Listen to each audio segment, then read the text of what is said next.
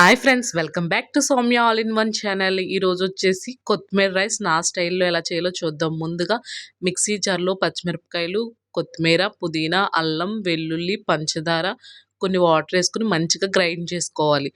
తర్వాత స్టవ్ అంటించి ఒక బాండి పొయ్యి మీద పెట్టుకుని అది హీట్ అయిన తర్వాత మనం దీంట్లో నెయ్యి వేసుకోవాలి. నెయ్యి ఒక స్పూన్ వేసుకుని ఒక స్పూన్ ఆయిల్ వేసుకోవాలి. ఈ రెండు మంచిగా హీట్ అయిన తర్వాత దీంట్లో లవంగం, దాల్చిన చెక్క, స్టార్ అనస్ పువ్వు, యాలకులు, జీలకర్ర, సాజీర వేసుకుని ఏగిన తర్వాత కరివేపాకుని వేసుకోవాలి. కరివేపాకు మంచిగా ఫ్రై అయిన తర్వాత దీంట్లో జీడిపప్పు వేసుకోవాలి. జీడిపప్పు వేసుకుని మంచిగా ఫ్రై చేసుకున్న తర్వాత దీంట్లో మనం ఆనియన్ వేసుకోవాలి. ఇది చాలా బాగుంటుంది. ఒక 5 మినిట్స్లో చేసేయచ్చు. Lunch box recipe.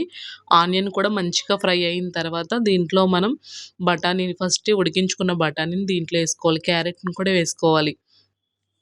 మంచిగా ఇదంతా ఫ్రై చేసుకున్న తర్వాత మనం ముందుగా పేస్ట్ చేసుకున్న పేస్ట్‌ని దీంట్లో వేసుకోవాలి. వేసుకొని మంచిగా దీన్ని పచ్చివాసన పోయేంత వరకు ఫ్రై చేసుకోవాలి.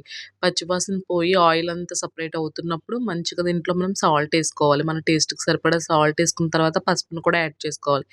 యాడ్ చేసుకొని మంచిగా ఇది కలుపుకున్న తర్వాత ఉడికించుకున్న బంగాళదుంపను కూడా యాడ్ చేసుకొని మళ్ళీ ఒకసారి ఫ్రై చేసుకున్న తర్వాత ముందుగా మనం వండుకున్న రైస్‌ని దీంట్లో యాడ్ చేసుకొని మంచిగా బాగా కలుపుకోవాలి. కలుపుకున్న తర్వాత దీంట్లో మనం ధనియాల పౌడర్ కొంచెం వేసుకొని, కొంచెం కొత్తిమీర కూడా వేసుకుంటే చాలా బావుంటుంది.